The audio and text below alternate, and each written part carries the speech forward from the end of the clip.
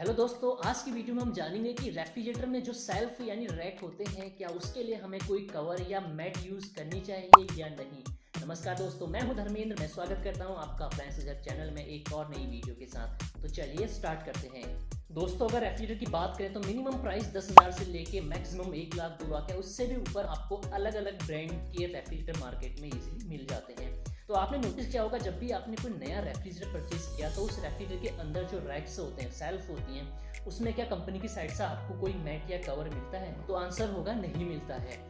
अब अगर कंपनी आपको चाहती तो नए रेफ्रिजरेटर के साथ सेल्फ के साथ मैट या फिर कवर आपको अलग अलग कलर में लगा के दे सकती थी, जो कि देखने में भी काफ़ी अच्छा लगता और अट्रैक्टिव भी होता, बट ऐसा नहीं होता है। यहाँ तक कि कंपनी के साथ जो सेल्फ आती है उसमें जो पॉली लगी होती है, जो कवर लगा होता है प्लास्टिक का, वो भी कंपनी आपसे रिक्वेस्ट करती है कि आप उसे रिमूव करके ही यूज़ करें। तो इसके पीछे क्या कारण हो सकता है? तो सोचने वाली बात है कि कंपनी की साइड से नहीं मिलता है, मार्केट में अवेलेबल है, तो क्या हमें यूज़ करना चाहिए?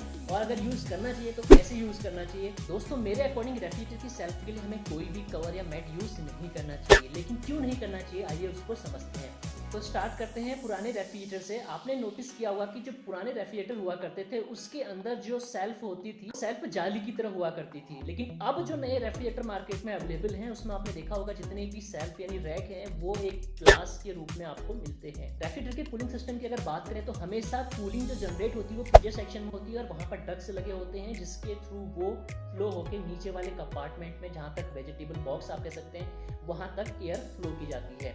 तो पुराने रेफ्रिजरेटर में तो जो सेल्फ होती थी वो जाली की तरह होती थी इस तरीके से, तो यहाँ से एयर आराम से इन गैप से नीचे वाले कंपार्टमेंट में, फिर नीचे वाले कंपार्टमेंट में आराम से फ्लो हो सकती है। बट अब जो नए रेफ्रिजरेटर हैं उसमें आपने देखा होगा कि वो सेल्फ ग्लास के बने हुए हैं, तो वहाँ पर एयर कैसे फ्लो होती है? तो जो ग्लास की सेल्फ बनी होती हैं वो इस तरीके से डिजाइन होती हैं कि उसका बैक साइड का एरिया, लेफ्ट और राइट साइड का एरिया जो है रेफ्रिजरेटर की वॉल से जो है टच नहीं होता है, वहाँ पर थोड़ा सा गैप होता है, जिससे कि वो एयर आराम से नीचे वाले कंपार्टमेंट में या फिर सबसे बॉटम तक पहुंच पाए।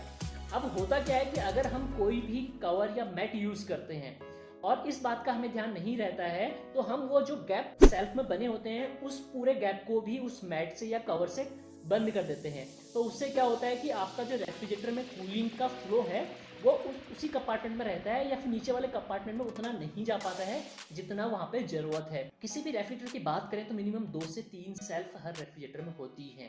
अगर हम सेल्फ के लिए कोई कवर या मैट यूज करते हैं तो सपोज फर्स्ट वाली सेल्फ के लिए हमने कोई कवर यूज करा, तो उसके कवर यूज करने से हो सकता है कि 100% कूलिंग जो है नीचे वाले सेक्शन में नहीं जा पा रही है, 10 और 20% ही सिर्फ कम हो गई है, और दूसरे वाले में जो 100 मिलना चाहिए था वहाँ पे 80% मिल रहा है, राइट। उसके बाद हमने सेकंड वाले में भी जो है कवर यूज किया हुआ है, तो उसकी वजह से नीचे वाले कंपार्टमेंट में क्या होगा, 10 और 20% ऑलरेडी कम हो जाएगी। यानी इसको सेकंड वाले को मिली 80% और उसके बाद वाले को मिली 60%, और उसके नीचे होता है वेजिटेबल बॉक्स। तो वहां पर जो 100% कूलिंग सपोज पहुंच रही थी वो पहुंच रही है 40 से 50%। तो इससे क्या हुआ कि उसमें रखे हुए सामान को प्रॉपर कूलिंग नहीं मिल पाएगी।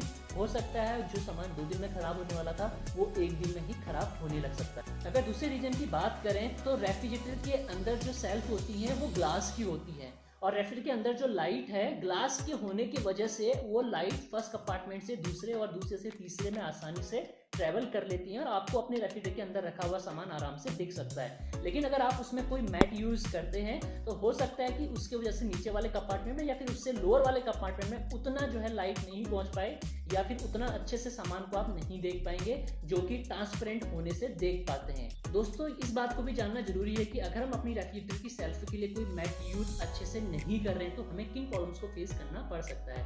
पहली प्रॉब्लम है लो कूलिंग का इश्यू। अगर रेफ्रिजरेटर की सेल्फ में जो कवर यानी मैट हमने यूज किया वो प्रॉपर फिक्स नहीं होगा तो फर्स्ट कंपार्टमेंट से सेकंड और सेकंड से थर्ड में कूलिंग प्रॉपर नहीं जा पाएगी, जिससे कि लो कूलिंग का इशू आ सकता है। अब फ्रिज में रखा हुआ जो भी स्टफ है, सामान है, अगर वहाँ पर लो कूलिंग का इशू होगा तो डेफिनेटली बैड स्मेल का इशू भी अगर हो सकता है। तो अब बात कर लेते हैं कि अगर हम रेफ्रिजरेटर की सेल्फ के लिए कोई मैट यूज करते हैं तो किन बातों का हमें ध्यान रखना चाहिए। सबसे पहले हमें ध्यान रखना है कि जो भी हम कवर यूज करते हैं या मैट यूज करते हैं उसका साइज हमारी रेफ्रिजरेटर की सेल्फ की साइज के बराबर ही होना चाहिए, उससे बड़ा नहीं होना चाहिए। अदरवाइज लेफ्ट राइट और बैक साइड में जो स्पेस छूटा रहता है रेफ्रिजरेटर की वॉल से वो थोड़ा सा कवर हो जाएगा, जिससे कूलिंग का इशू आ सकता है।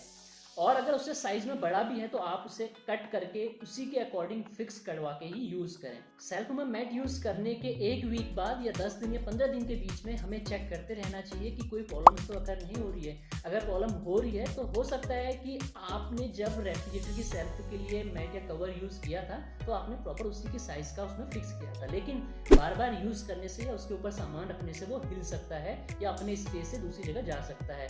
तो इसका भी हमें बीच बीच में ध्यान रखते रहना चाहिए। तो आज की वीडियो को यहीं पर खत्म करते हैं। अपकमिंग वीडियो के लिए मैं आपसे रिक्वेस्ट करूंगा आप इस चैनल को सब्सक्राइब करें, लाइक करें, शेयर करें। देखने के लिए शुक्रिया। Thank you so much and bye.